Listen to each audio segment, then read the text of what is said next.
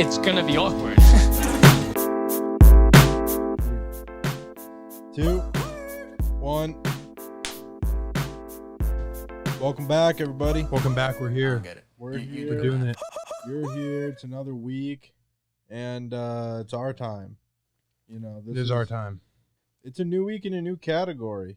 New category, new week, something totally different. Completely different. We teased it last week. So Teased it's not it. like it's not like it's a surprise. Except for the people that probably tuned out early. True.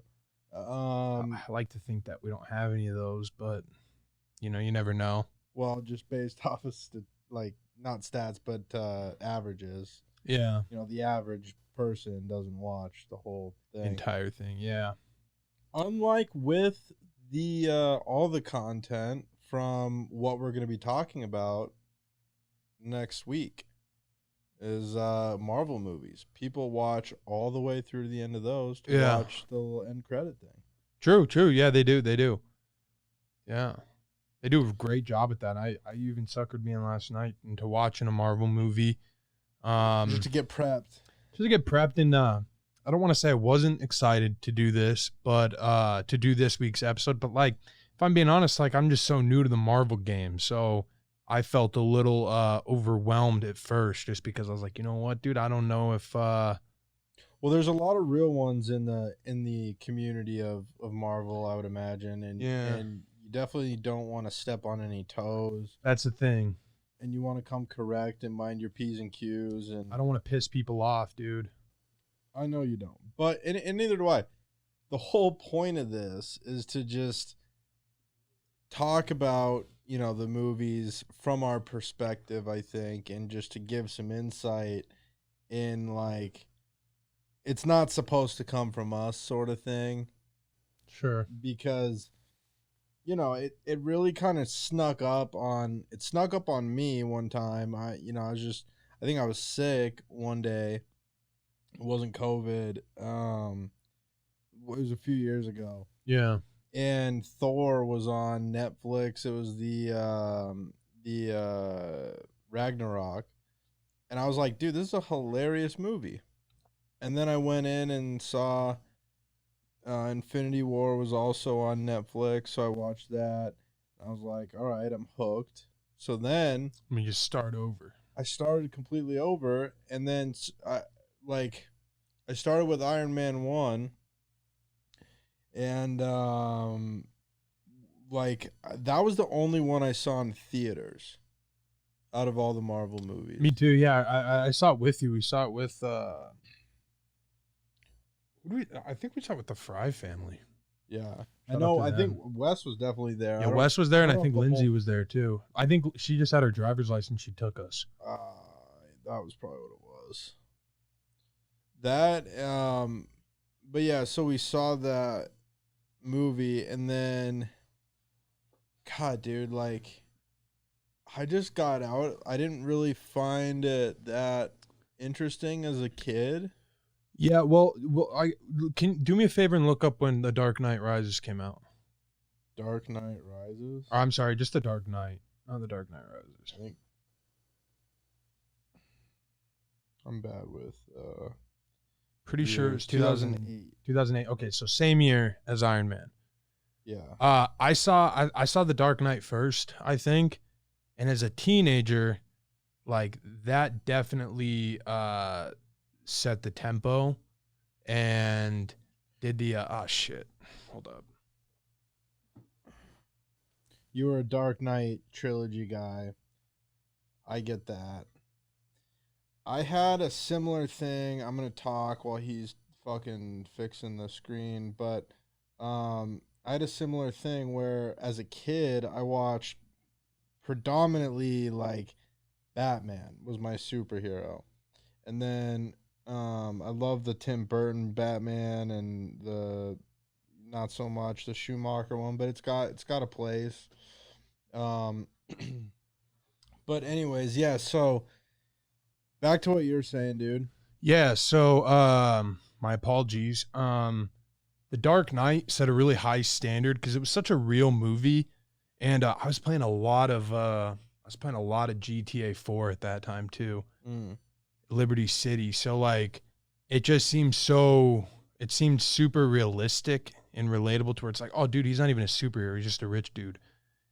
And then um, somewhat similar to early Marvel before any MCU, Spider-Man, dude, that was my shit, dude, as a kid, because he was really our only one. Right. And it was still pretty realistic for a superhero movie. Like, it wasn't no CGI, obviously. Like, it had that very, like, Well, there's definitely some CGI. yeah, I know, but I'm talking like not like to where the whole movie's CGI and shot in a green screen, like No. not like the new Marvel movies. Right. And not that there's anything wrong with that. It just took me a while to get used to that kind of movie, and but I really liked Iron Man 1, like that got me into it, but I didn't realize that they were all connected. Yeah, I didn't either. And also too, the thing that I think hurt me for Marvel is like the fact that Spider-Man, I was such a Spider-Man guy. Like we saw Mhm. that movie I think 6 or 7 times in All the of them, theater. like all three.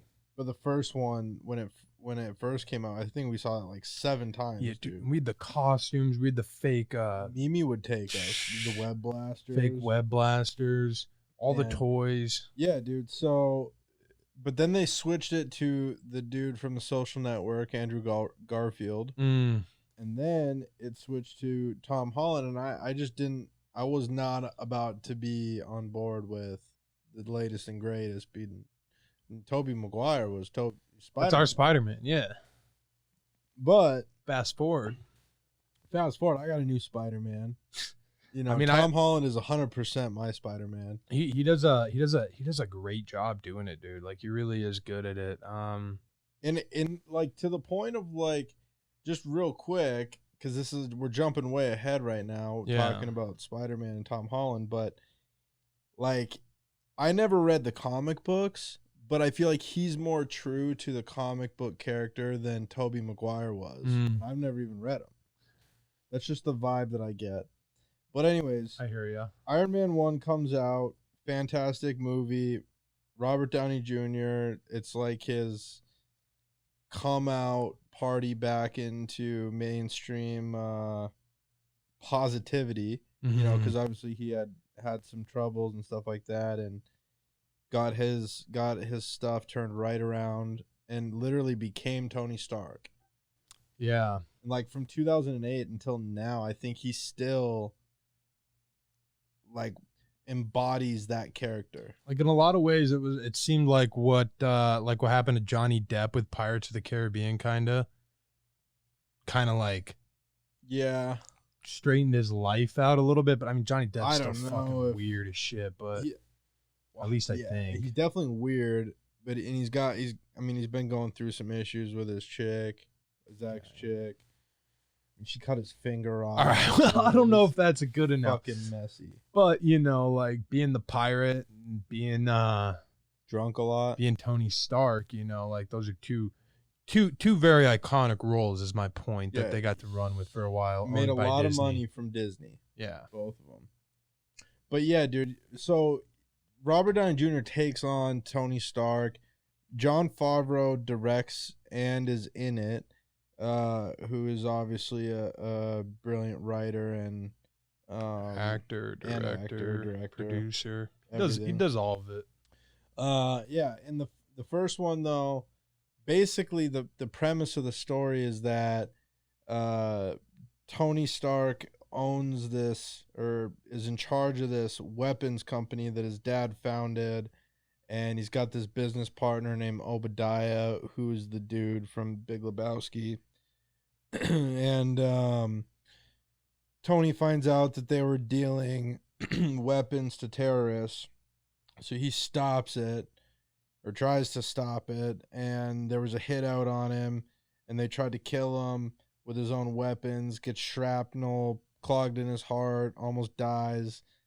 He and this other dude in a cave invent a mini arc reactor, which was something from the energy division of his company, and that was basically how he created Iron Man. was in that, and then he finds out that Obadiah, the business partner, was the son of a bitch that was selling the stuff to the terrorists. So Obadiah finds the original Iron Man suit that Iron Man flies out of the cave with, and kind of rebuilds it and makes this bad guy Iron Man. And then Iron Man obviously now has the decked out suit, and they have a big battle, and Iron Man obviously wins. But any big takeaways from that movie for you as a kid? Well, I mean, like the fact that it was like kind of the next big movie, it was cool because Yeah. like obviously you always heard about we just grew up in a really weird era for superheroes. Like we didn't really get, because really, like I said, late 90s, you know, we had Well, the '90s Batmans were so strange. they were so strange, and I was a little bit too young to really Yeah. get into them as being a kid, to where I'm like, oh yeah, Batman's my guy.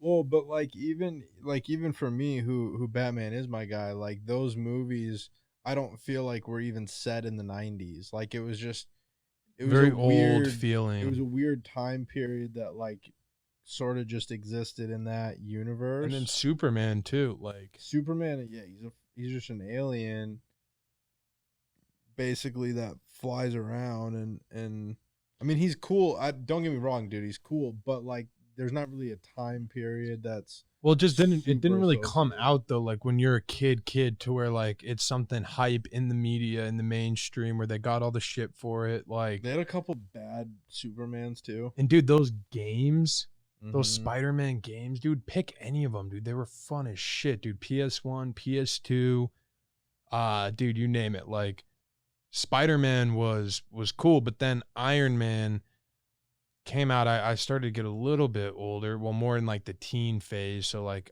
I wasn't like a kid, but they kind of like they had more of a PG-13 vibe. So I thought that was cool about it too. Like With Marvel, yeah, like the new, like this first phase, especially with Favreau directing them right? before Disney bought them.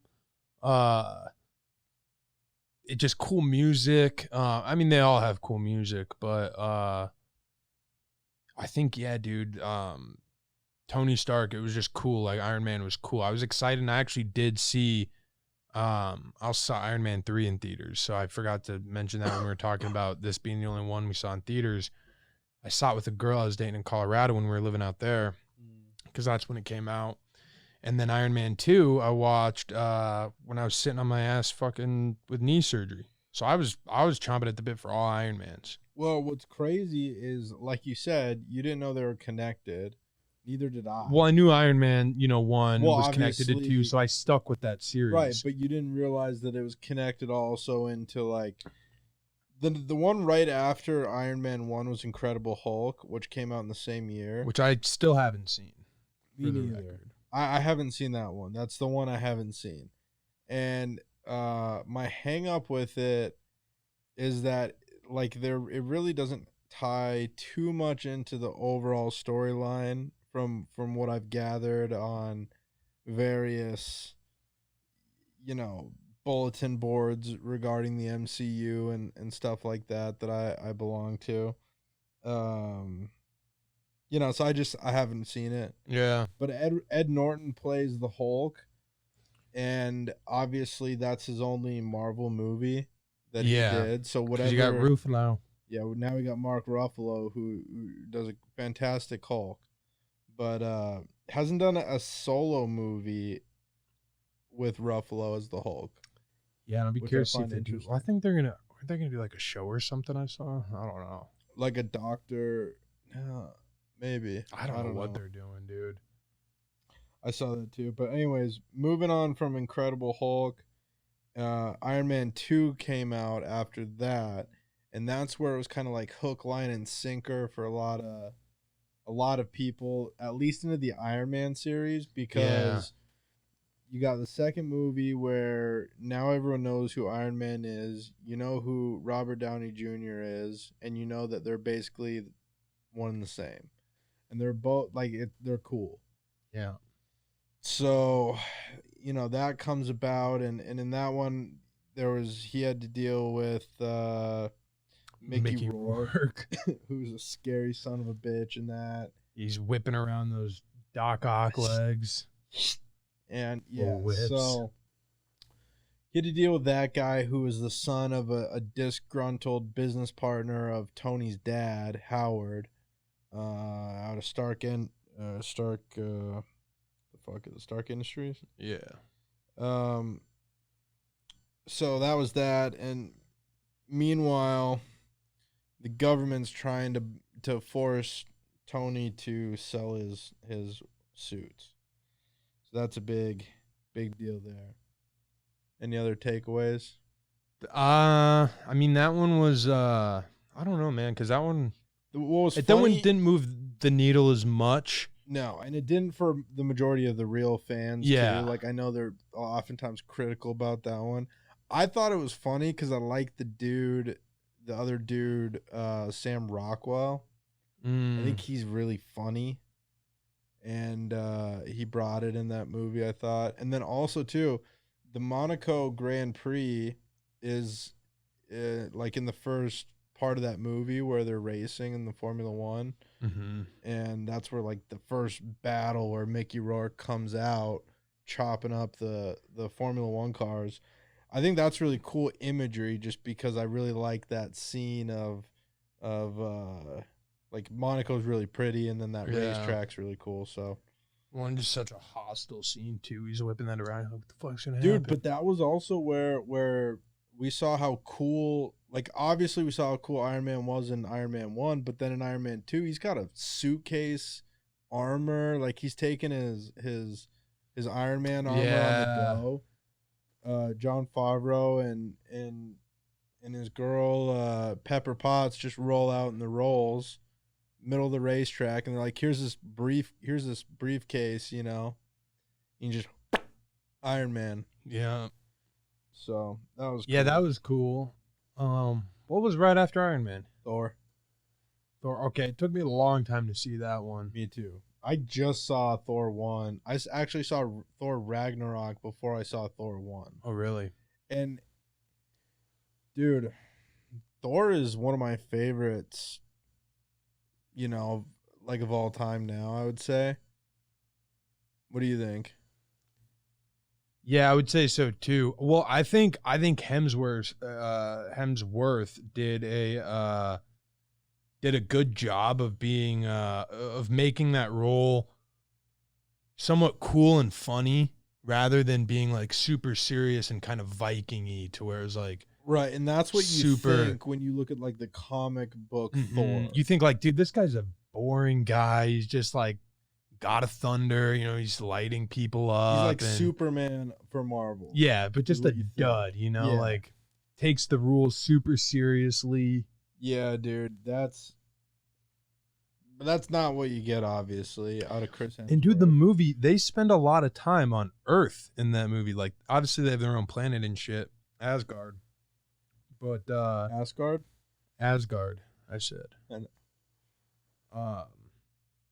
but yeah, so they spent a lot of time on Earth in that movie, and I wasn't expecting that at all. So the takeaway from that was like, oh, it's not fucking as mythological.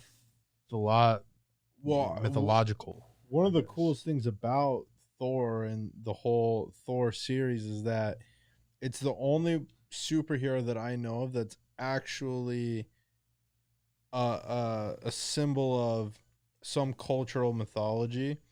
Like, it's German mythology, right? Norse mythology, which is like old German, I believe. And like all the people in Thor, Odin, Loki, fucking Frost Giant, all that actually existed for these Norse people and their mythology. Part of their mythology. So like, I thought that was really cool because it really opened up the idea to like, what if some of these myths, dude, were real? You know what I mean? Like, yeah, if you're a devout Christian, then you'd believe and you'd say, right, that Noah's Ark happened, the flood happened. Yeah. You don't view that as a myth. The Garden of Eden and eating of the forbidden fruit, it's not a myth that actually happened. And so, like, what if that actually happened? And then you get to see that in this movie, and it's being portrayed by Chris Hemsworth, who did a really good job, because I don't think it's like that out of the equation for that to be a thing, I agree. I mean, there's really like I don't know, like this is just I guess Marvel overall, but since this is really the movie it's most relevant for, I would say, but like the idea of people being able to jump from planet to planet or be able to find these little It's not access in these, planet to planet, it's realm to realm. or realm to realm, but they go through a portal. they go through a portal, but like when you get outside of Earth, we don't know what the fuck you can do. So that's the thing. Like when you see this movie, I mean, to a degree, we do. Not really though. Like we have a very surface level understanding, and what we don't know is, okay, for instance, I could be walking and I could hit some weird portal, and then now all of a sudden I'm delirious and I think I'm in some other place, right? Like a time slip. Like a time slip, yeah. A lot of cases of that. Well, you could have that in real life to where another realm, if you will, understands that more. Right. They're more advanced technologically, or an alien or another being, because we're definitely not the only fucking beings here. Not necessarily here, but in the whole galaxy. But that's what Thor's all about. It's about these gods who are from a different realm of existence. But they make it look so natural, is my point, that Yeah. the possibility is like, you know what, dude? I mean, you guys are showing me, I could see it, Yeah, dude, like it doesn't seem like when you watch it and you watch it chronologically in the right timeline, which I'm sure you'll get into.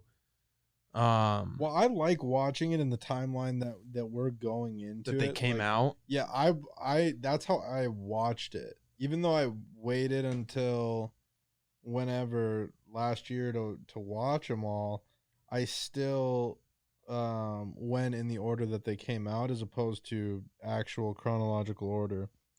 Because the next one after Thor was Captain America: First Avenger. Great movie. Yeah, that came out also in 2011, same as Thor. And that was the one we watched last night. We did watch it last night. And great movie. Phenomenal movie. Great love story in it.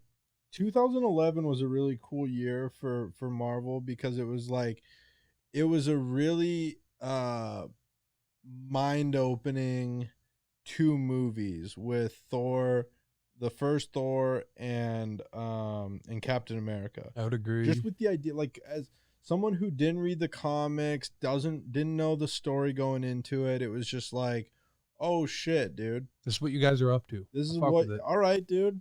Okay, I'm here. And then Captain America, because Captain America, the story is set in World War II.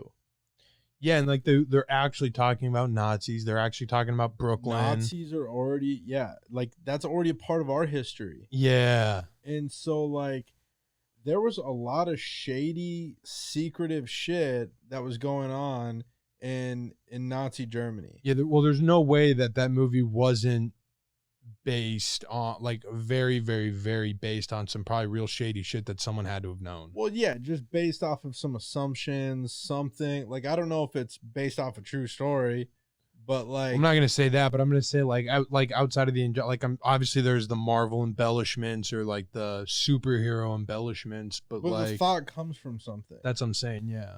But the original story for Captain America came out in the World War II era. So when Stan Lee created they plugged that in too into the movie to make it seem like that was a part of, like, he was actually in 1942, and that's how he had to be. Well, the story was set in 1942. I know, but I'm saying like that's when the comics came out, right? So they in the movie, they were showing him on the comics and like just a cool backstory for when they get to real time and he's still, you know, with us in the other movies. I'm having a hard time getting it out there, but all right. Well, at any rate, dude, it's Cap. It's Cap.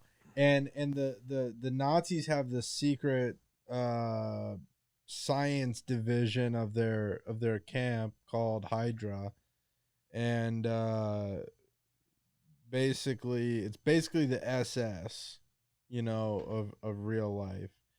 And the leader of that is a guy named Red Skull, and I forget his actual name in the movie, but he's got a red skull. Wasn't it Schmidt? Schmidt, yeah, it is Schmidt.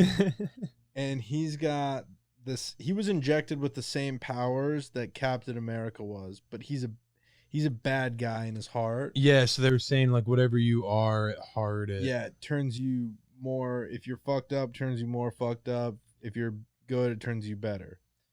So Captain America is the best. Steve Rogers was the best human being of all time. He's a scrawny little kid and just wanted to do the right thing and fight for the conch. And so and he wouldn't take no for an answer.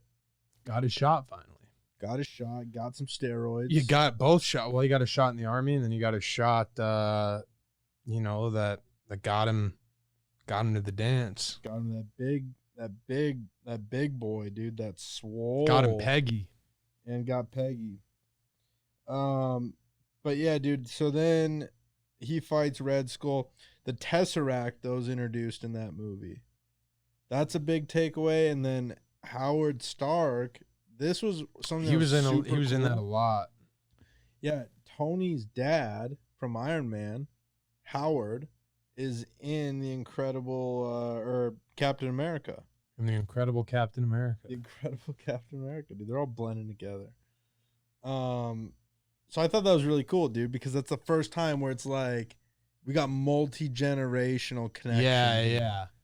And it's dude, like, and I wish I would have just thought of that, you know, like when I was first watching them, you know, like, because that was really the first time where there was a direct cross. Right. And that was the thing too, is when you watch it now and you like, or when you watch it, I guess, in the right order, or you watch it in somewhat of an order, you definitely see more and more. If you don't watch it in the year that they came out and you watch it the year that like they take place in terms of like their timeline, you really see it. Yeah, well, like imagine had I watched it like from in chronological order, that would have been Captain America as the first movie I would have saw. So I would have known who Howard Stark was before Iron Man even came out. So what would be cool for me is like, oh, dude, is that Howard Stark's kid? That's Iron Man? That's yeah, dude, I was just about to say, I think, and this is a really cool thing to say about Marvel, but it is one of the few series that I would honestly say it's better to watch after they're done than as they're coming out in theater. Like if I watched each of those in theater and had to wait every couple years, that what happened? We fell off, you know. Right. Now, if you're listening to this podcast, you're like, dude, I'll see it. I'm not a big Marvel person. We'll see. Then you hear this and you're like, fuck, dude, I want to go watch some Marvel. Now's the time to binge watch it because you have all the movies and they're at a great breaking point. You start at Iron Man or Captain America, whichever timeline you're trying to follow, end at Endgame. Yeah, dude, I agree. Yeah, because then, like, right after that... Because you can really follow along with it way better, too, because you don't have 2 years to wait for a new movie. Right. Yeah, I agree. You can binge it a little bit better, for sure. And plus with Disney Plus, too, it's all there. I think it's all on for there. $10.99 or $7.99 a month. Whatever's not on there is on Netflix. They all have to be on there, dude. Well, I know we're waiting on dates, but... Mm-hmm. Anyways, then after Captain America First Avenger, so even though it's set in World War II time, what happens is after he fights Red Skull for the Tesseract is this it's this thing that it's this cube, power cube sort of, that Red Skull steals from the scientist guy in Germany in the opening scene of the movie, and that's basically what's powering all these crazy ass Nazi weapons. And then at the end of the movie, Captain America beats his ass. Actually, doesn't even beat his ass, dude. Red Skull holds the Tesseract, and then he gets sucked into a wormhole. Yeah. And then Captain America has to crash a plane into ice. Yeah, because it had bombs in it dropping off to New York, and he's like, "I'm from New York. I can't Well, I think he's just kill those good. people." I think he's just. Yeah, he would have done it anyways, but I Yeah. think they just added the New York thing because he's from New York too. I think it could have been. Well, there's Boston too in there. I think they're gonna drop it on all the big Could have been cities. Philly, dude. He would have been. Yeah, he would have done. He still would have put the bird down, It's like fuck Philly. I'm just kidding. dude. But yeah, some questions on why it had to end like that. You know, like why not just. I don't know, dude. But they figured it out. They wrote their way through it. They did. He wound up being frozen, and he survived and was frozen for 70 years, and then was awoken and had a freak out because he realized that it was 70 years later. Samuel L. Jackson had to calm him down in the middle of Times Square. Who runs the Shield. Shield, right? Yeah, he runs Shield, which is like the Governing body. yeah, you could You say will. that at this point. Yeah. And there were it was actually started by Tony Stark's dad, Howard. Hmm. Shield was. Did you learn that in Captain Marvel?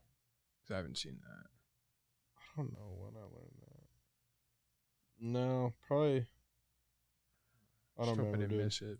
Anyways, the Avengers though was next. So that was the first time I got to see all of them on one screen. All them four of them, dude. superheroes. on one screen. I like the Avengers, Z. You ever know? watch the Avengers? Dude, what we didn't say about Iron Man 2 was that was the first movie where Black Widow was in Oh yeah. Scarlet ScarJo. Scar Joe, dude.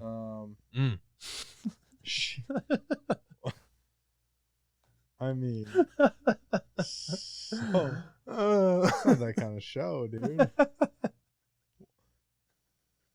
Do that sound again. Oh wow, that was funny.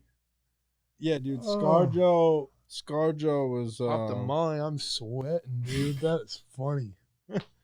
Woof. she was in that, and then she wound up being in the Avengers as well. You got Iron Man, you got the Hulk, who is now Mark Ruffalo. You got Scarlet Joe Hansen, and then you got Cap. Yeah, which what was Hawkeye in the first one? Oh, Hawkeye was in Thor, dude. Oh, that's right. That's where he came about. Yeah, oh, he went bad in He went, the first Avenger. Loki got him with that thing. yeah, mind control. Yeah, with the scepter. Yeah. Yeah, And they got like half the people on their team that they're Loki- rocking with in that. Loki, who is Thor's brother, half brother, was basically the main bad guy of of the first Avengers, and he had teamed up with these alien robots, and there was a big fight in New York City. Lot of damage, A lot of killing. a lot of killing. But they got the job done, dude, and justice was served to the robot aliens. Yeah. And That to was Loki too. Yeah. Well, It was all over the Tesseract again. So the Tesseracts come back into the picture though, and that was what it was all over was Thor was trying to get the Tesseract back because Thor and they their knew more family, about it, I felt well, they like. own it. They're the ones that Yeah, were okay. they were bestowed upon with this relic. Yeah. And so he was trying to get this Tesseract back to Asgard Loki wanted it for himself to do mischief. Whatever Loki shit. Loki shit. And then, so that's where it's at. But keep in mind, like, dude, the first time we saw the Tesseract was in Captain America. Here we are 7 years later. It's crazy. It is cool. Only one movie, though. That was the next movie. After that, you got Iron Man 3. It's crazy how all 3 Iron Mans were wrapped They up. just pumped them out, dude. They're like, fuck it. And what's even crazier was Robert Downey Jr. is going to be done. They had to really twist his arm to get him to come back for Civil War when he did that. But Iron Man 3 was commercially not good. Like, people did not like it. I did. I liked it too. Thought it was a cool storyline. That's the one with he was like, he had to go to that small town and like figure things out with that kid. Yeah, that kid. That was a good movie, I thought, dude. Because he really, you strip him down, dude. He had to figure his stuff out. He had to do everything like, he had to start over, essentially. Yeah, well, and in Iron Man 2, we keep forgetting about shit from Iron Man 2, but he'd become an alcoholic a little bit, so he had to overcome that battle. And then in Iron Man 3, his life just took a turn. Yeah, I mean, he had to really eat some humble pie, dude, because there was this terrorist named the fuck. It doesn't matter what his name is. No, dude, what was it? I don't know. You don't remember? I do know. How do I go with names? Iron Man 3, the bad guy? You're thinking of Dr. The Mandarin, dude, you fucking... The Mandarin. You orangutan. No, dude, but then there's the doctor. The doctor, the fucking Killian. Killian. I remember that, dude. Yeah. That's the guy from Bedtime Stories. Yeah, bad guy in Bedtime Stories. He's the bad guy in Bedtime Stories too. But yeah, so he hires this actor who we find out, towards the end of the movie, he's an actor and he's not actually a terrorist. But spoiler alert. Yeah, spoiler alert if you haven't seen it. And there is a real Mandarin evidently, so that's the good news. There was some short film that was... Yeah, we should have put a disclaimer in the beginning of this for spoiler alerts because we've, I think, given a lot. We can...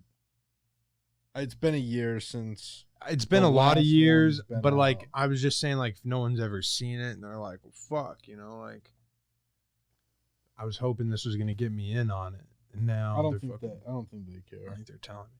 Well, we got a lot of movies to cover, so let's just keep that in mind. Yeah, okay.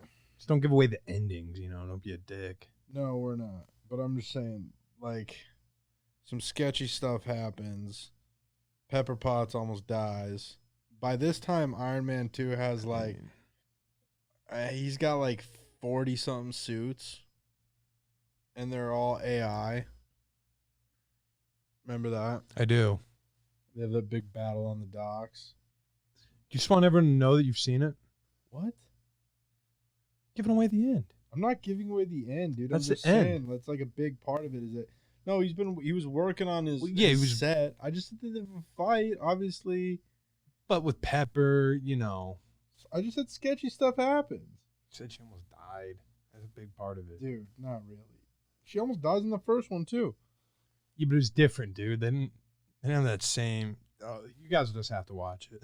All right, dude. Well, Thor number 2 came out after Iron Man 3. Thor: The Dark World. What happened in Thor 2? They had to go. It was more Asgard. From what I remember. Was Loki good or bad in that one? It was mixed. That's where he finds out that he's a half brother. Oh, right. I think.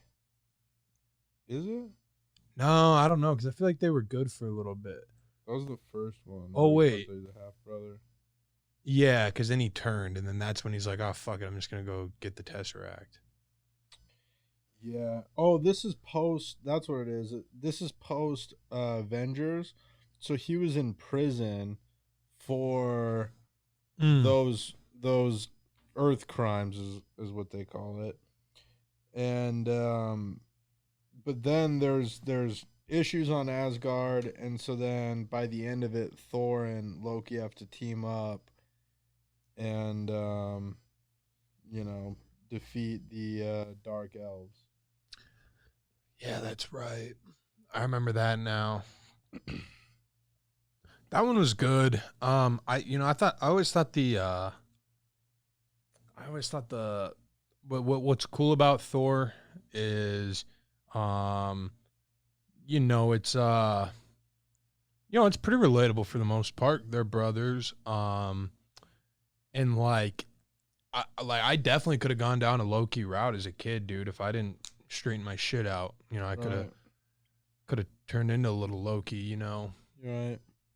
always stabbing you in the back, not Turning into literally. a snake. Yeah, just doing shit like that. Yeah. I'm glad you didn't. So yeah, me too. It makes watching the movies more fun too, and be like sitting there watching, be like, dude, I'm that guy. Right. That's who I am in this. But nah, dude, not. Well, after Thor: The Dark World, Phase 2 was a little bit like Sequel City for me, and it still kind of is. So it's not like as Sequel City. It's not like as standouty as Phase 1. Definitely not. Well, Phase 1 they just brought the heat. They brought all the guys. They're like, this is what we're new. rocking with. It's they brought the heat and it was new. So that was the thing. Like they brought all the same heat, but it wasn't new people really. Yeah. And they didn't start really mixing them all together yet, other than Avengers. Right. But then, well, kind of. But like Captain America Winter Soldier was, that was where you really start to have cameos from other people. Because if you... Yeah. You had Black Widow. Well, yeah, I mean, she was in a lot of them. But you also have Winter Soldier, who is Bucky from Captain America. Yeah. Then you get introduced to Sam Wilson, who's Falcon. That's Anthony Mackie. Yeah. And then you get Frank Grillo introduced into the MCU in that one. Well, yeah, but he's a part of... You get to see old version of Peggy Carter before she croaked. Yeah. And then you see them at the funeral, and you see Caps holding the casket. Sad scene. Yeah. But when was Ant-Man? Did Ant-Man have a cameo in that? No. You're thinking of Civil War. Oh, you're right, dude. I am. Ant-Man came way later. Not way later. It was only 1 year later after Captain America. Winter Soldier? Yeah. That's when Ant-Man 1 came out? Yeah. Because right after Guardians... Hold on. What's right after Winter Soldier, dude? Right after Winter Soldier, is Guardians 1. Guardians of the Galaxy. Yeah. Which, dude, I was not excited to see. And I was super surprised it was even anything to do with the MCU at all. But fucking hey, they did it. It still doesn't really feel like it is a lot. Like, it doesn't feel super connected. Right. Well, and it doesn't feel super hero-y. It feels more like a Star Wars camp than it does like a comedy Star Wars a little bit. Well, I mean, just off the bat on that team, you've got Chris Pratt. She's funny. Yeah, then you got Zoe Saldana as the green chick. You got Batista, who's Drax. And he just says he just says crazy shit, dude. That's funny, and he has a funny laugh. He's just all big. Yeah, dude. And then you got Vin Diesel, who plays a tree named Groot. He doesn't say anything except Groot and I am Groot. Can't really tell it's Vin Diesel, but that's all right. Yeah, he's getting paid.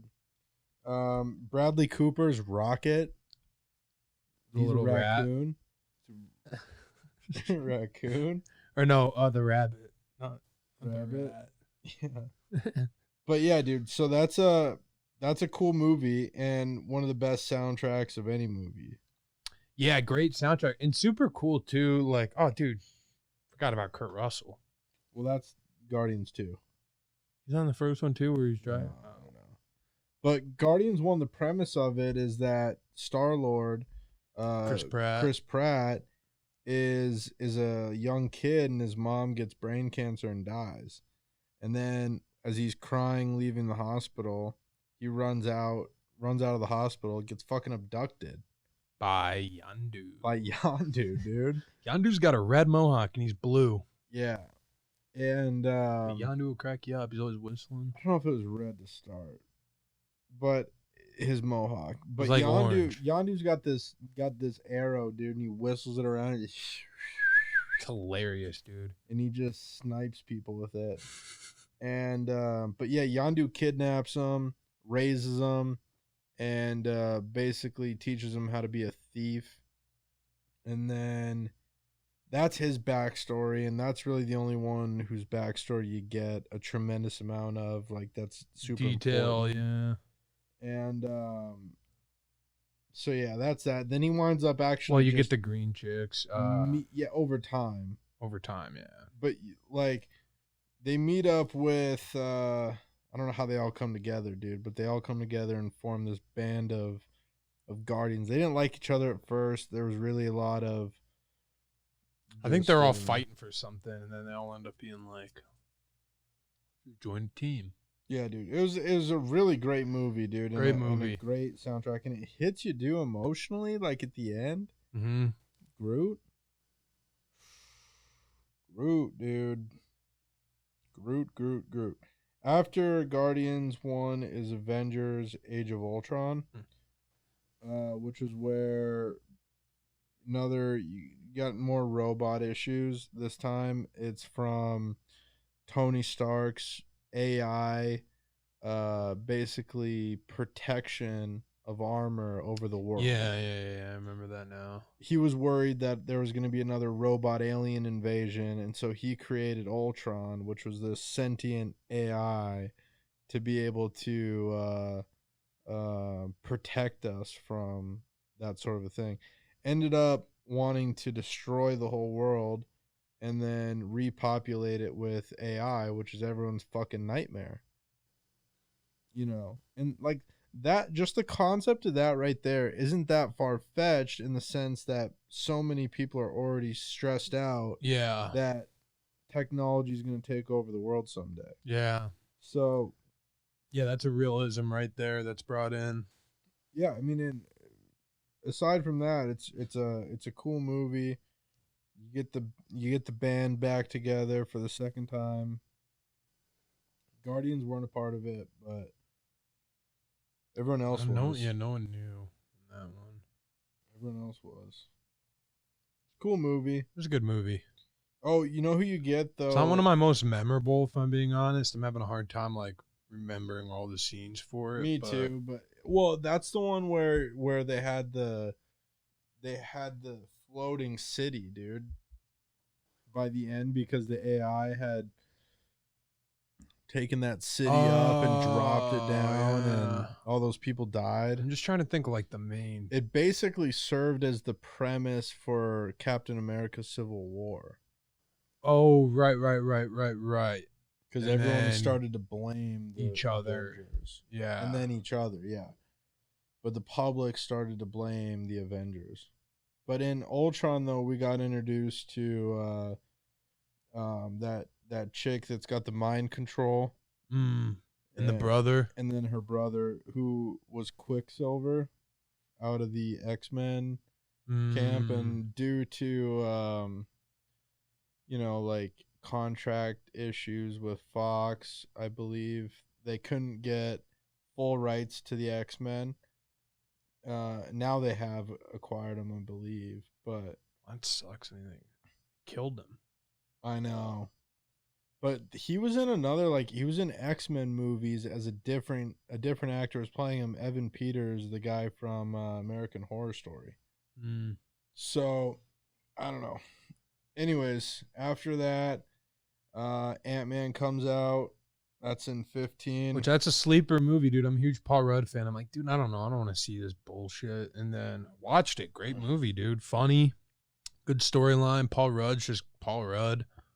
Funny guy. And then you got You got Pena. Michael Pena, dude. Michael Pena makes my day, dude. Hilarious actor. Super underrated. Reminds me of Hector. We've talked about that. Mhm. Makes it fun. Real writer. Mm-hmm. But basically with Ant-Man, he's Paul Rudd's this criminal, and he is pickpocketing someone, goes to break into this dude's house, and it happens to be like the old vintage Ant-Man from the comics, Yeah. and named Hank Pym, and Paul Rudd ends up being able to break into this unbreakable safe and all this shit, and he ends up getting a job to be the new Ant-Man. Save the day. So Yeah. Hank Pym hires him, dude. He becomes Ant-Man, saves the day, gets himself out of prison. New little mommy. Got a new little mommy who happens to be Hank Pym's daughter. He had some How are ya? baby mama drama, though. He did, and she's got a new man. And her new man is fucking... And I put one right through the chest. Yeah, from Bang, the bang. other guys. Yeah, so that's He's also in Mall Cop, dude. He's always playing a cop. yeah, great movie, Ant-Man. Yeah, man, it was a great Just watch movie. it. After Ant-Man, Civil War. Civil War is a biggie, and I don't know if we want to. I don't know if we want to cap it here. I see you did there. I didn't do that on purpose. Do we want to cap it here? I can and go do all a day. Part 2? I can do this all day. I could too, but we're almost an hour in. Get it? Because that's what Cap says all the time. Yeah, got You didn't it. get that. We're almost at an hour. Well, we did. We got all of Phase 3 is more of a juicier thing, dude. So like, What are we on right now? Phase 3 no, we're about to start Phase 3. with Civil War. I mean, you got Civil War through the last Spider-Man. Well, I mean, yeah, okay. So, and those are all the movies I remember the most. Yeah, so I I just got feel this like fucking Doctor Strange shirt on. I know we don't even get to talk about them this week. I I'd don't probably even have rather. another Marvel shirt. I'd probably rather it, to be honest. Separated out. Yeah, give it what it's. Let everyone digest, catch up, watch first two. Yeah, dude. Well, and that's And the for thing too, new- is because we got Infinity and Endgame to break down. Yeah, I mean you got This will be an hour and a half episode. just next week. This one would wind up being a 3-hour probably. Try to do it all right now. You think it'd be? I don't know if it'd be 3, but it'd be definitely like close to 2. Because we easily got an hour on phase 3, wrapping it up and maybe kind of where we see it going, I guess. If we got time for it. Yeah, cool. So, well, that's so far. That's so far on Marvel and our perspective of it. I really fuck with it. You know, I really fuck with this initial series, or this initial couple phases. And they did a great job of setting. I'll say this, since we're not talking about phase 3, they just did a great job telling the story and prepping you for that next phase to where you knew what the hell was up. Well, and I'm not remembering right now, but I remember watching it. They came right out the gate with such heat in phase 3 that The whole thing is heat.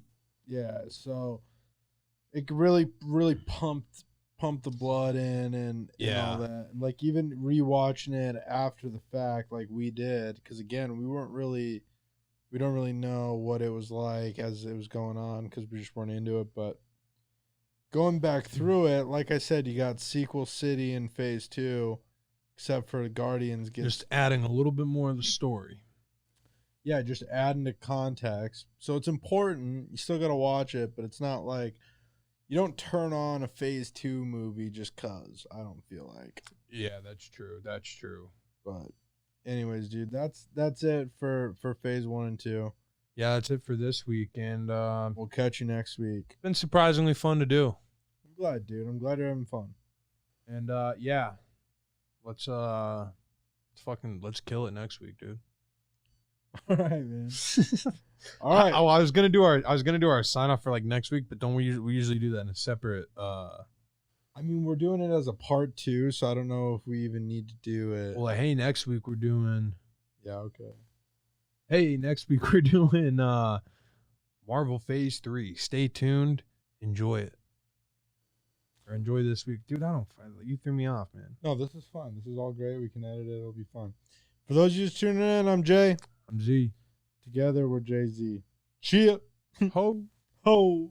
We're actually the Avengers.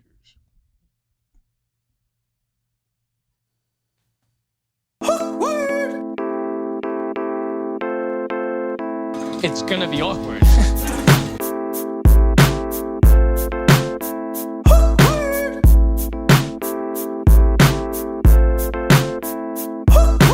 I don't get it. You do the math.